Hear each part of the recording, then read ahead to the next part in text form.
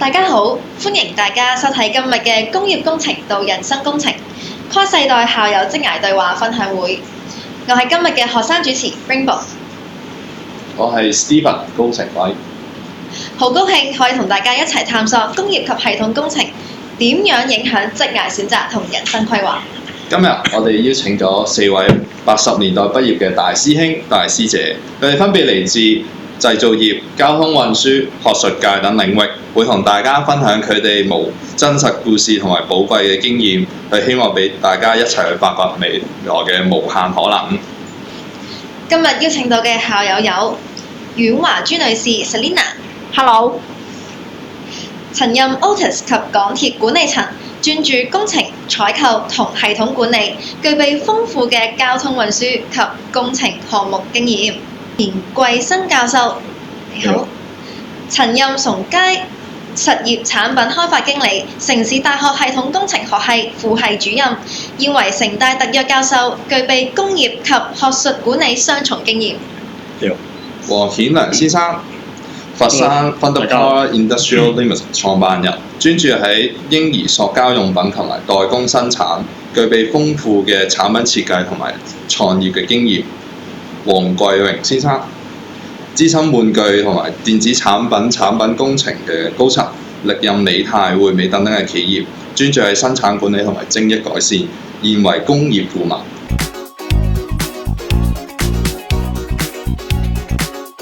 無論喺職場定係人生，我哋都會遇到好多唔同複雜嘅問題，咁就好似大家所知咁樣，其實呢個工業及系統工程係一科跨學科嘅一個工程學嚟嘅，咁佢專注喺呢個設計啊、開發啊同埋呢個管理一個複雜嘅系統。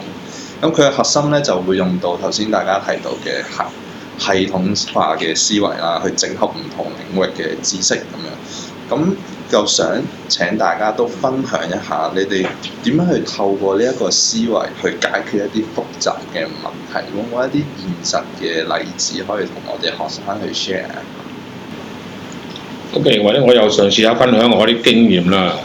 咁就嗱，我正頭先講，我開頭嗰幾年咧，第一份工就係做玩具做 IE 嘅。咁啊，主要都係喺工場裏邊就搞啲職業 feature design 啊、line balancing 啊、定嗰啲工時啊咁嘅嘢。咁咧就比較 junior 啲 low level 啲嘅工作。到之後幾年有機會升一級啦，跟住有機會搞生產，負責生產上埋大陸睇廠。咁咧就遇咗個大問題就係生產嗰邊咧好多啲問題發生。咁我就搞生產咧，唔係解決問題啊。雖然我有工程底，幫有啲 PE 嘅同事啊，或者係其他同事幫手搞嗰啲解決問題。咁但係老細又冇嘢㗎，咁你搞廠做間廠，個衡量間廠嘅表現效率啫嘛。咁啊，我哋間廠咧就講效率嘅，即係我哋間廠咧就係唔係賺錢，唔係賺錢嘅個利潤，佢唔係計你利潤啦，計你嗰個間廠個表現，即係你個成本，你係咪用咁多人？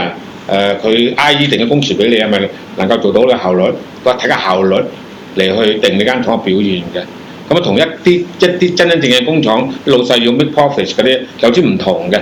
OK，咁所以生產最大一個問題話你嘅效率，你嘅效率點樣去達到你嘅嗰個IE 定嘅標準嚟做到100%、90幾%次次理嘅咁樣。嗱，永遠冇100嘅，點解咧？因為我哋公司嗰陣時候咧就係話，你有啲叫非直接生產員工，譬如佢拉長啊、搬運工嗰啲，都入到你數㗎啦。但係嗰啲冇 IE 工時俾你嘅喎，嗰啲佔咁你咧。如果喺我舊公司咧，大概10至12%。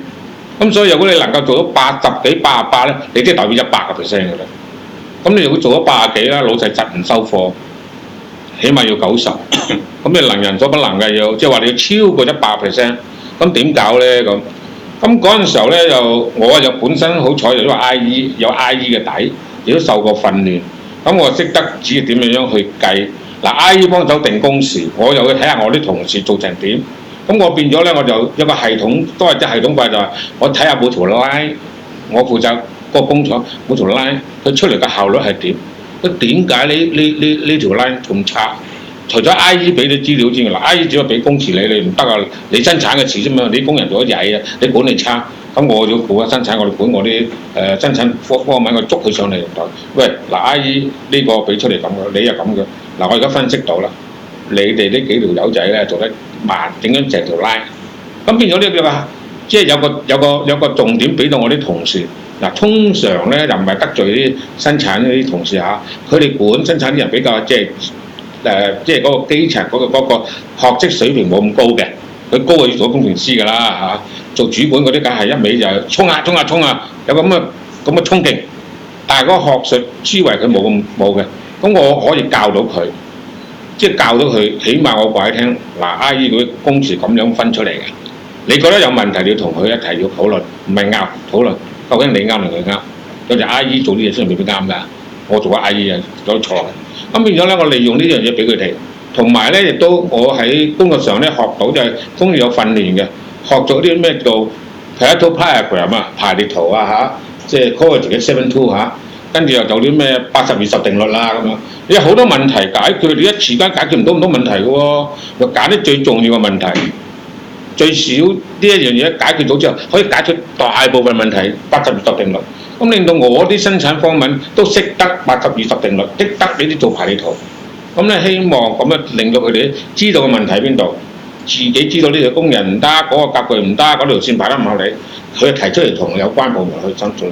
咁喺呢一度咧，除咗喺舊公司美泰即係玩具廠，我出到嚟喺另外一間公司咧做電子嗰度係大量咁利用呢樣嘢，咁咧就令到我喺第一間公司做一個即係個營運管理啊 operation 咧就比較即係好有系統地咧帶到我哋啲同事去做呢個動作，做呢個方面定目標又點樣定目標咁樣，咁變咗我覺得喺讀 PIE 嗰陣時候 PIE 呢啲咁樣嘅思維俾到我有咁嘅能力去教我啲同事喺職場喺工作上邊咧係用到呢個咁嘅方式知識去做，就比起一般一啲比較係冇規模冇乜系統嘅公司，一味喺度死頂嗰啲咧，嗰個我覺得效率係好好多啦。我諗我雖然唔係喺工業生產裡面嚟到做，但係咧呢一類嘅即係 system thinking 同埋一啲嘅 analysis 咧，就其實喺平常其他嘅工作上面咧都會係應用得到嘅。譬如我舉一個例子嗰陣時咧，就我已經係喺一間電梯公司做 contract control manager 嘅。咁其實有唔同嘅部分嘅人都有啲同事自己已經負責嗰個部分裡面嘅嘢㗎啦。咁但係有一次咧就打風，咁其實基本上咧就係3號風球咧，有一啲嘅貨櫃碼頭咧就已經唔俾人攞貨櫃㗎啦。咁但係咧我哋就有啲 contract 嘅貨櫃咧就係中間一個 agent 咧就已經將嗰啲貨櫃擺咗喺一啲即係唔係喺個大船嗰度啊，又唔係喺碼頭。咁點知咧就嗰隻船就反咗，就即係佢唔係隻船反，係嗰啲貨櫃碌咗落海。咁有6隻貨櫃都係碌咗落海啊，都係裝我哋有一啲嘅即係elevator installation project 嘅 equipment， 尤其是係有啲即係你知成個電梯上落咧係好靠上高，有一個好勁嘅大型嘅motor machine 嘅。咁所以咧就即係正常情況下咧就係咁咪報 insurance 咯，補訂翻嗰啲嘢翻嚟咯。如果唔用得，如果用得咁咪用住先啦。咁就好似好 normal 係咁樣，但係其實咧有啲情況你要睇一睇個大環境同埋嗰個即係 contract 嗰個 framework。原來咧有一啲嘢咧係喺某一個日子之前一定要吊到上去頂層，因為嗰個 machine room 喺頂層嘅。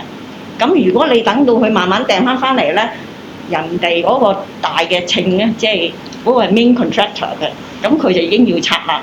咁邊個同你搬上去咧？2噸半嘅嘢，咁好難嚟到咁樣做到，係幾十層樓高。咁所以有啲咁嘅情況下咧，就一定係要 analyse 晒所有唔同部分。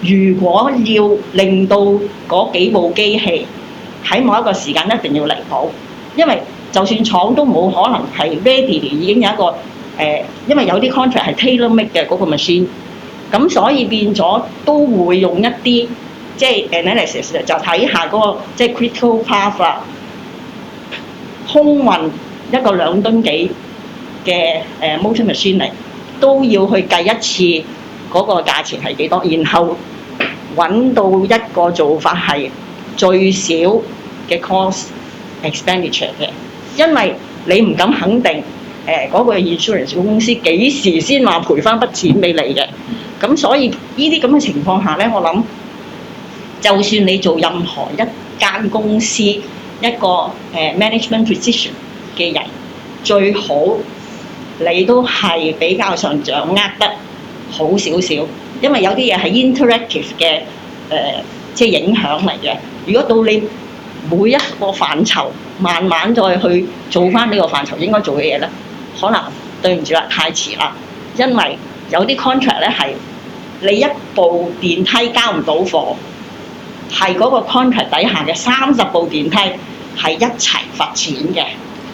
咁所以變咗咧，喺啲情況下咧，你都要諗下幾貴先嚟咗先 ，insurance 能唔能夠俾呢一筆嘅錢後還？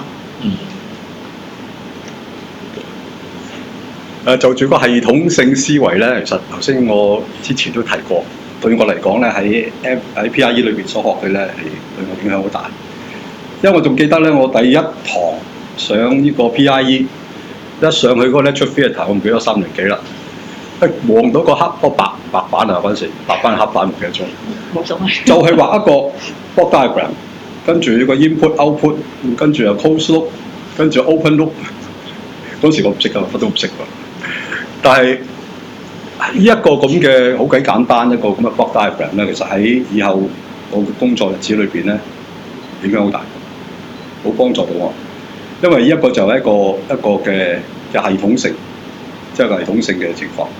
嗱舉個例子啦，譬如話有啲時間我係做呢個 quality management 嘅，喺公司裏邊。咁 quality management 咧。嗰陣時學嘅咧，我記得我喺學嘅咧都係做啲 inspection 啊、control chart 啊嗰啲係檢查下有問題。咁但係去到80年代中出去做嘢開始咧，嗰陣時就開始講呢個 ISO 9000啦，就講啲質量系統啦。咁質量系統同我哋以前學嘅 QC 有咩唔同咧？多好多嘢。系統係講到係由開始你嘅設計。你嗰個定嗰個嘅流程，仲有你揾啲供應商，最到最後你喺個流程嘅控制去到最後部門之間嘅協調溝通有冇錯誤等等都影響到最後嗰個出貨嗰個質量。咁呢個就係用一個系統嘅角度去處理問題啦。今時今日當然啦，有好多嘅系統啦，有好多唔同嘅咩嘅 standard 啦唔知 ISO 9000啦 ，ISO 而家好多㗎啦，後邊好多 number 啦。但係呢一個都係一個即係系統性嘅思維嚟。咁我覺得我喺 MIE 嗰3年嘅時間都學到唔少，其中一樣嘢好重要。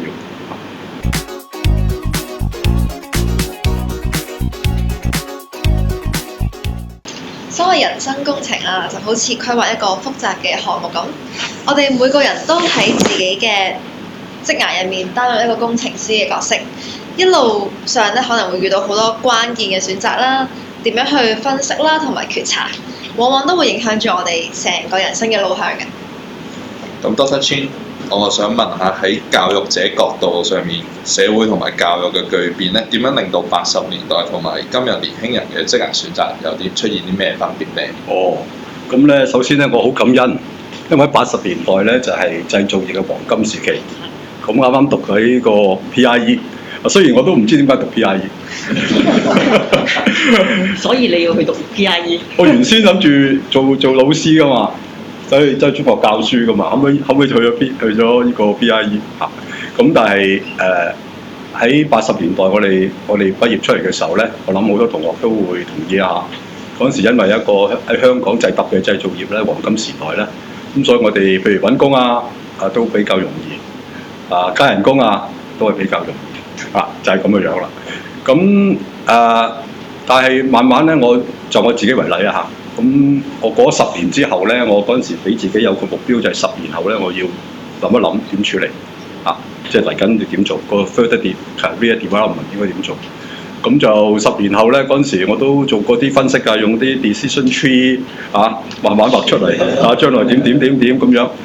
咁後來啱啱咧就咁啱亦都有個機會，就去教書啊，去當時嘅城市理工，即係而家嘅城市大學啊，去教書。咁都有好多嘅思想考慮嘅啊，因為就教書係我中意嘅啊，教書係中意嘅。咁因為之前我都有教過一啲嘅夜校啊，諸如此類去教人。咁但係咧嗰陣時人工咧就會少咗啲嘅喎，因為出邊頭先講咗啊嘛，就算喺90年代嗰個製造業都係好興旺啊。咁但係都係為咗自己啲興趣啦啊。咁最後咧就喺1991年咧啊，即係做咗11年嘢之後咧，就轉咗去教書，一直教到退休，教咗32年，就係咁樣啦。咁喺裏邊嗰個感覺咧，當然啦，喺各方面啲轉接啊，咁都係頭先我講啦，都好感恩啦嚇。咁但係咧，我諗咧，好似有一樣嘢咧，我覺得咧，都係我哋按住我哋嘅興趣啦嚇，特別係啲年青人嘅時候，都唔好太睇眼前一啲嘅睇到，因為人睇到嘅嘢咧好渣啫，我覺得，特別我覺得㗎，可能其他人好 short sighted 啊，有啲嘢可能特別現今呢個時代過幾日就唔知㗎啦。或者過幾個月，最多過幾年啊！咁所以反而係按住你自己嗰個興趣啊，你想個將來個 development 點樣咧啊？咁我諗個人生嘅規劃就係咁樣，對我嚟講。但係好多謝 PIE 啊，俾我機會喺當中咧學到唔少嘅嘢。嗱，當然80年代頭先多提錢嘅話咧，製造業蓬勃，因為大陸改革開放，製造業蓬勃。咁我當時冇諗過入廠，亦冇諗過做玩具。我諗住同阿小人一樣，有乜工就報啦，做嘢啦，大佬要還窿噶嘛，係嘛？你屋企又家庭唔好，啊經濟唔好啦，冇得再讀咪還咁啊，後嚟揾一份，見咗一份 report 做 sales， 我又係喎，係啊嗱，你啊做咗2個月啦，我就請咗我啦，但未翻工，忽然間咧咪 tell 打電話俾我，叫我見工，當時我哋 apply 到 PPC 嘅。點解？因為我嗰陣時候覺得工程師，哇呢個咁嘅名詞對我嚟講，哇好遙遠喎！我冇咩資格做工程師。雖然我 PIE 畢業，PPC 好啊，做 planning 計劃啊咁啊。點知去到之後見個 manager 唔請我冇計啦，諗住呢個咪翻工咯。點知過咗2日打電話嚟又話：喂 PPC 有冇位啦 ？IE 有個位，你有冇興趣？咦，工程師喎，正咁啊去啦！咁啊翻去做工程師，做 IE， 一翻到嗰個禮拜啊，好慘，做 standard 即咩啊，測工時咩嘢，俾生產部啲人嚇死咁。但係咧一路做都發覺啊，間公司俾我機會好，我好幸運有一間公司，佢比較好注重每個部門嗰啲同事嘅 training 嘅訓練，尤其是 IE。佢每2-3年咧，有啲美國有啲人過嚟咧，衡量下 IE 嘅表現嘅，就你衡量嗰個工時準確唔準確，你唔可以太鬆，又唔可以太緊。咁我覺得好有挑戰性，同埋嗰個教嘅方法好好。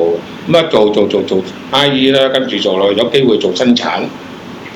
咁啊生產咧返大陸㗎，嗰陣時候上廠，咁啊啱啱結咗婚冇幾耐，上廠。喂，一個禮拜上去2日，一個月上去兩個禮拜上去，翻嚟香港，哇個老婆喺香港一個人咁點咧咁，好 struggle 呢方面。但係如果你唔做廠做乜咧？喺嗰陣時候咧，我哋讀 PIE 出嚟，唔做廠做乜啦？咁我冇話小人咁好彩啦，做咗其他啲唔係廠㗎啦。咁我揀一啲咧就冇辦法，你唔係呢間嗰間，但未知工資福利好喎，咪上啦。好彩咧就。有好好嘅訓練俾我，咁訓練俾我咧就喺呢間公司做咗訓練，跟住做下之後咧轉工啦，轉到第2間廠，唔好啊，發覺，咁啊跟住又轉到第2間廠，即係一間電子公司電子廠，一做咗13年，咁而呢間工廠俾到我機會就係我喺我讀嘅行業同埋個經驗咧係可以利用到。我發覺啱嘅，我可以繼續喺廠發展，因為佢有好多問題，到工廠我諗特別多問題，日日發生好多問題。咁啊點去解決？尤其是我做啲營運管理嗰方面，日日好多問題揾你，咁你點去解決？咁你要利用你嗰個嘅知識、你嘅經驗、你嘅人物，咁你就去解決。咁我覺得係幾好嘅，對我嚟講係一個好似好順利嘅。咁就至於話當時80年代我哋同而家年青人嘅分別如何呢？好坦白講，我真係唔係好了解而家年青人，我都唔係好了解我個仔。總之就係佢自由發揮，佢想讀乜就得啦。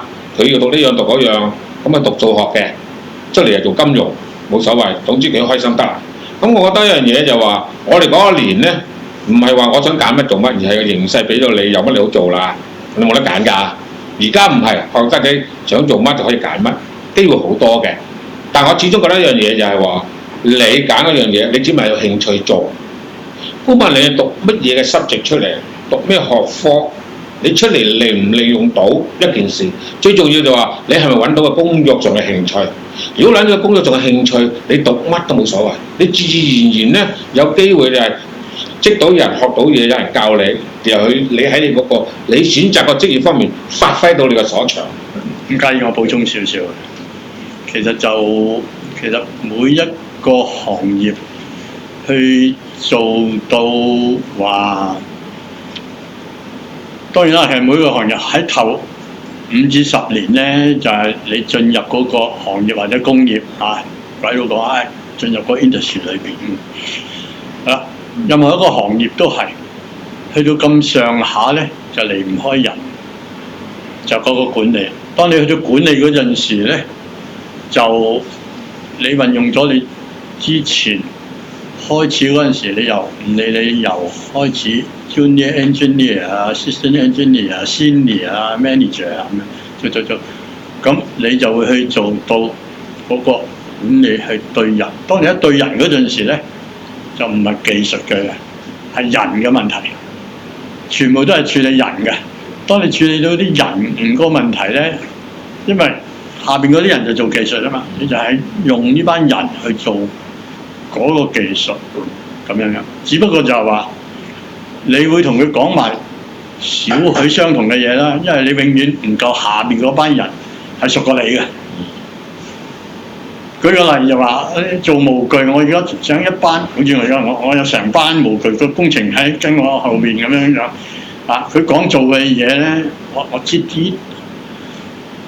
佢講深入嗰啲咧，我就唔知啊。但係我係需要佢做，但係我要聽得明少少佢做緊啲咩個方向咁樣樣。咁但係佢要覺得你聽得明，又肯跟你做咧，呢個就唔容易啦。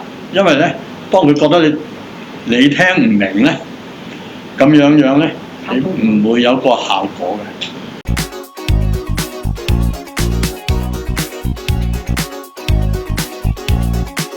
咁面對瞬息萬變嘅未來啦，你認為學生最需要培養啲咩核心嘅能力呢？又有啲咩建議可以鼓勵佢哋大膽咁樣去探索無限嘅可能呢？呢個係咪一個好 casual 嘅問題？一個好嚴肅嘅問題咧，其實都係要歸根究底於嗰個同學仔係一個咩人。咁點解我咁講？我覺得咧，而家嘅年青人應該係用多少少時間認識下自己先嚇，你自己有咩強項啊？有咩係好弱嘅嘢啊？驚啲咩嘢啊？或者係中意啲咩嘢？如果你都未曾去到嗰個階段，其實俾你揀咩嘢就可以留。好似我哋幾個中間有啲中間又轉咗個賽道啊咁樣樣嘅。咁我成日都話，如果佢一出世冇幾耐就已經知道自己中意啲咩啦，咁你就向住標杆直跑咧。呢個人真係恩賜嚟嘅，因為你咁細個都已經知啊。我咧係去到30歲先至知道自己比較中意啲咩嘢嘅。咁所以咧，我會覺得喺我嘅歷程裡面咧，就好彩，因為我唔知道自己中意啲咩嘛，所以我所遇到要做嘅嘢，請我嘅公司，我都係好努力、好盡力去做起、做好我自己職責裏邊嘅嘢。我唔中意 hea， 即係點解我話做起呢啲嘢咧？因為有啲人係最中意係 deadline 先交貨俾老細。咁嘅時候咧，我就會覺得喺咁樣嘅情況底下，起碼喺眾所嘅工作裏面，我可以揾到下原來我有啲咩強項，有啲咩即係真係比較中意嘅。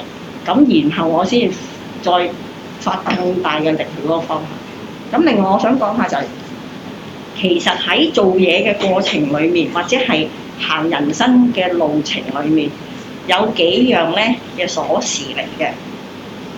語文能力，因為你想同你嘅上司下屬同齊去溝通，無論中英文嗱，溝通唔係淨係我講嘢就叫做我同你溝通得到，係我講乜嘢嘢係個意思係咩嘢，可以去到你嗰度接收得到嗰樣係乜嘢，咁先叫溝通到。咁所以變咗，我覺得如果你嘅語文能力，再加上你嗰個數據能力啦，數學好唔代表你個數據能力好，即係如果加埋嗰個即係分析數據啊，應用嗰啲數據啊，嗰個能力都好，呢三樣嘢，咁就係幫咗你有好嘅一個百合匙，去唔同嘅門口。睇裏面做嗰啲嘢，我中唔中意先咁啊？同埋係多咗長久學習嘅一個好好嘅工具。咁而長久學習咧其實係幫自己，令到自己喺行嗰條路裏邊，希望達到嘅無論係夢想或者係其他嘅目的，都係更加事半功倍。有時候我都對自己諗下，因為同啲學生上堂咁，究竟佢哋應該培養係咩嘢咧？我覺得如果係一啲我哋叫 technical 嘅 knowledge 咧，其實佢哋都好多㗎啦。特別喺現今呢個世代，打開個 AI 有乜嘢唔知咧，好多都知嘅。咁當然我哋另一方面嘅擔心，我最擔心就係中學生。中學生因為如果俾佢太多去用 AI 嘅話咧，佢哋好多嘢掌握唔到。不過呢個另外一方面講。佢嗰個學生最需要培養嘅核心能力咧，我喺呢方面曾經諗過，一係就 IQ， 一係就 EQ， 一係就 AQ， 三樣都重要。但係其中一樣咧 ，IQ 係越嚟越冇用㗎啦，因為喺呢個 AI 嘅世代咧，我早排睇到阿黃仁勳講過一段嘅話，佢話人而家嘅智力咧唔值錢，越嚟越唔值錢㗎啦，因為 IQ 嘅問題。但係係咪表示即係我哋俾 AI 統治咧？從佢嗰篇嘢講就唔係啦。咁我個人覺得亦都唔係。我哋咧而家嘅學生咧，需要首先要同 AI 做朋友先，跟住咧其實甚至可以做 AI 嘅主人，即係你要駕馭佢，唔係俾佢駕馭。咁呢啲咧，我諗都係而家嘅學生係需要有呢方面嘅能力。咁之前我都稍微提過下啦個 system thinking。同埋嗰個 lifelong learning， 我諗都係喺我個人嚟講都係好重要因為你無論你做邊個行業，你而家嘅啲嘅 technical knowledge 咧，你好快喺 AI 裏邊辨識到唔使抄咩書咁當然你要識得辨別邊啲真邊啲偽啦。今時今日好多嘢真係難分真與假噶嘛但係我哋要辨別，所以呢啲反而先辨別呢啲嘢先係一個核心嘅能力。辨別邊啲可以用就唔係淨係記得幾本書甚至記得點樣計條數唔需要嘅。我諗而家嗰啲精算師都可能面對好大嘅危機㗎啦，唔需要做 programmer 都冇用㗎啦，慢慢係咁樣。所以如果你能夠喺呢方面咧有一個好嘅頭先我講嘅 IQ、EQ、AQ 同埋一個不斷嘅終身學習咧，面對乜嘢嘅變幻嘅環境都可以應付呢個我睇法。OK， 就呢方面咧，我有相當嘅體會，就係邊方面咧，就係話喺呢，尤其是呢幾十年啊，我哋遇到一個時間喺個時空裏邊，事實上俾我哋睇到好多嘢嘅改變。咁我亦都睇咗，我相信我都睇咗起碼2代至3代嘅年輕人，視乎你點樣去定義一代年輕人幾多年點解？嗱，你可以每10年一次會有唔同。咁我係見到咧環境因素，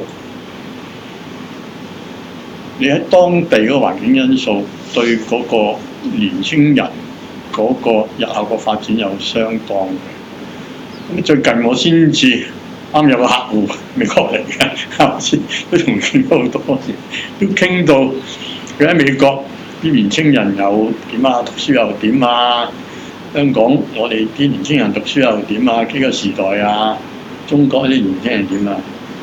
咁有一個即係話實體啲嗰個例子咧，就係話呢幾十年就喺個工業嗰度個技術轉移咧係有發生嘅，而當呢個技術轉移嗰陣時咧，係影響咗年青嗰一代嘅。咁喺我哋嗰代咧，係技術轉移係其中一個受惠者啦。頭先我好早已經講過啦，我哋接觸嗰啲咁樣啊，接觸老一輩啲美國嗰啲工程，甚至歐洲嗰啲工程人員咁同我哋去傾咁樣，教我哋產品發展嘛。咁呢個係技術轉移咧。佢轉移咗咧就話，咁我哋眼見咧就話喺成個過程裏邊，當佢轉移咗咧，每一個地方去轉移咧，就嗰方面嘅技術咧就會慢慢去淡化咗。而家喺美國就舉個例子就係，香港亦都發生緊。香港唔會再有我哋呢班咁樣嘅工業工程嘅人㗎，唔係話各位讀嗰啲唔係，咁但係就做翻相同香港嘅嘢咧，係唔會發生，因為個環境主宰住你。好似而家美國咁轉移晒，我點解啊？咁我就問我嗰位朋友啦，佢過嚟，佢都係轉咗個 project 過嚟俾我哋生產。佢話而家美國你再揾唔到一個咁容易揾到個好似以前教我哋嗰啲工程師啊嘛，揾唔到㗎啦。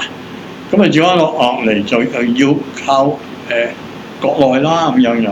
咁我都同佢講啦，我話我都係近呢幾廿年咧，香港嗰個培養嘅工程人員咧，想做翻呢個咧就已經係真空咗一段時間㗎啦。所以話，如果好似阿 Eddie 咁樣出嚟嗰陣時，見到Mattel話嗰份工想做啊咁樣，咁嗰陣時就好雀躍咁做咁。但係而家呢1分鐘兩方面。仲有冇Mattel啲人喺香港想請呢啲工程咧？請佢又會唔會嚟咧？咁兩個原因，一個Mattel老早大部分都上咗國內，係請國內啲工程。第二樣嘢，佢想請香港嘅，佢亦都覺得我培養國內嘅可能會好啲。咁喺嗰度咧，唔係話令到香港啲同學士氣。事實上，嗰現實嘅環境係咁樣嘅情況。咁我去眼見嘅國內，呢個課題我成日都同啲朋友講嘅。國內而家1000萬至1200萬嘅每年嘅大學生畢業，咁樣有相當多嘅工程係出嚟嘅。咁係相當肯學嘢嘅咁樣。佢落到嚟咧，我哋教佢咧容易上手咁樣。只要佢咁樣落嚟，因為點講咧？競爭啫，你唔去做，咁人哋取代咗你嘅位，同我哋當年一樣。我哋當年唔勤力嘅，咪大個上咯。咁我哋唯一去將嗰份工係鞏固住，咪做多2個鐘咯。唔加班，我哋加到8點、9點、10點，咁係咁樣。咁我而家見到國內都係一樣。咁我哋會去睇嘅，嗰個肯去做嗰個，我一定升佢，咁所以歸根究底咧，就話去到第一個就話年青人，你最初肯唔肯蝕底去做多幾個鐘咁樣？咁兩方面，你做多幾個鐘咧，你學嘅嘢係倍數咁增長嘅。咁當然你唔會係我讀咗大學唔會係好蠢㗎，我唔相信係呢一樣嘢。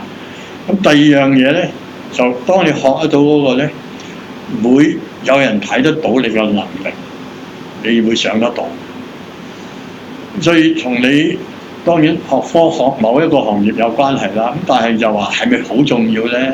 唔係，因為好多時都係你喺每一個企業去做嗰啲嘢咧，唔見得話你讀書嗰陣時訓練到你落去即刻可以用得到，唔係嘅，喺嗰個企業嗰度先重新訓練你。咁你就喺訓練嗰個過程嗰度被賞識，可能講你係可以被賞識嘅咧，你就可以開到呢條路。但係如果你係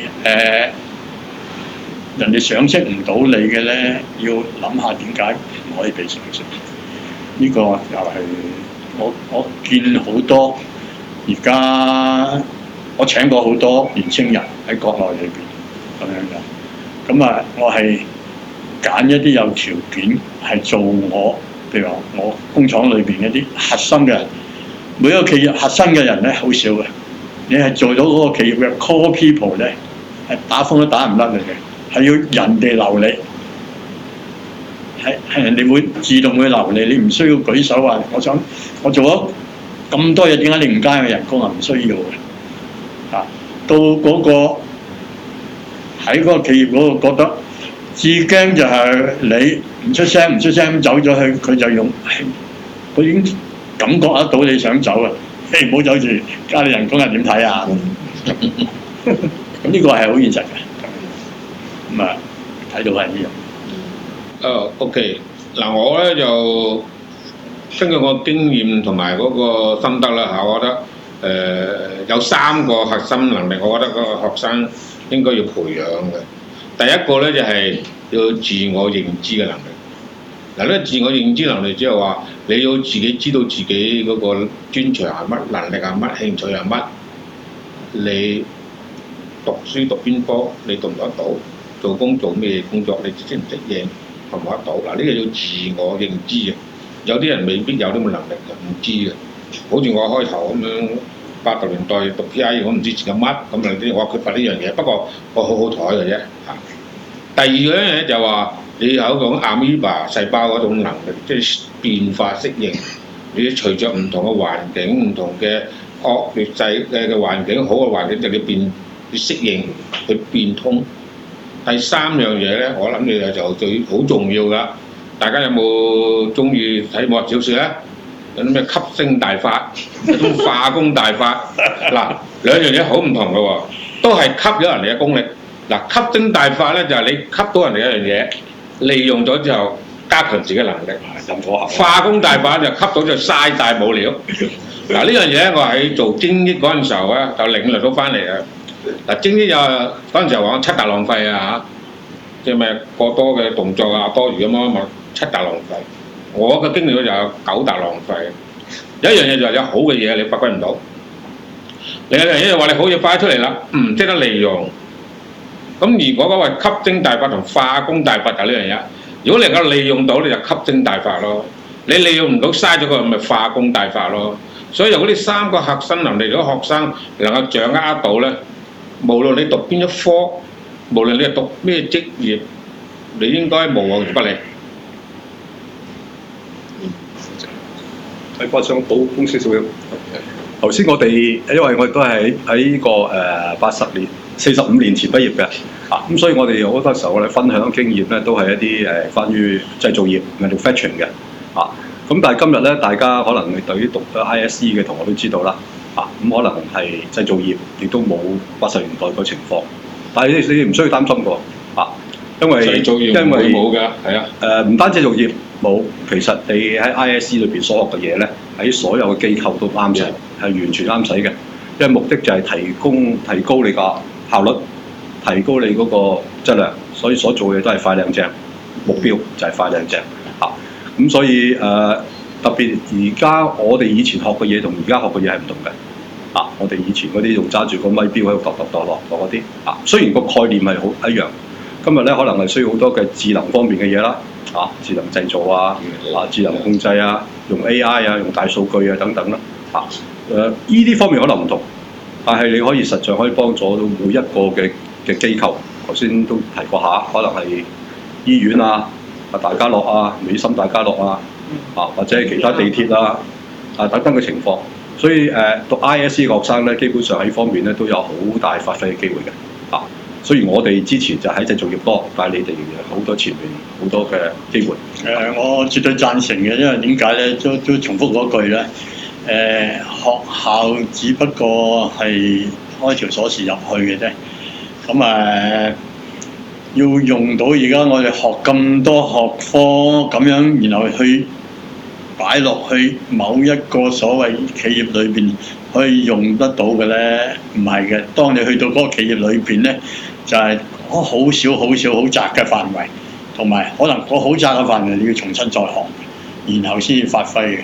就而家我哋咁多嗰啲咧，全部係啟發我哋嘅腦袋嘅啫。所有嘅而家我哋嘅學科全部係啟發我哋嘅腦袋，係咪話一定要向呢一個咁樣咧？我唔覺得係需要。尤其是 PRE 或者係呢個 production 咩 ISC 呢一個咧，絕對係唔同嗰啲咩結構工程啊。你個有一樣目標，我一定要考到嗰個牌，一定要做嗰個又真係咁專。咁 production 或者呢啲做 system 啊呢啲咧係好闊嘅嘢嚟。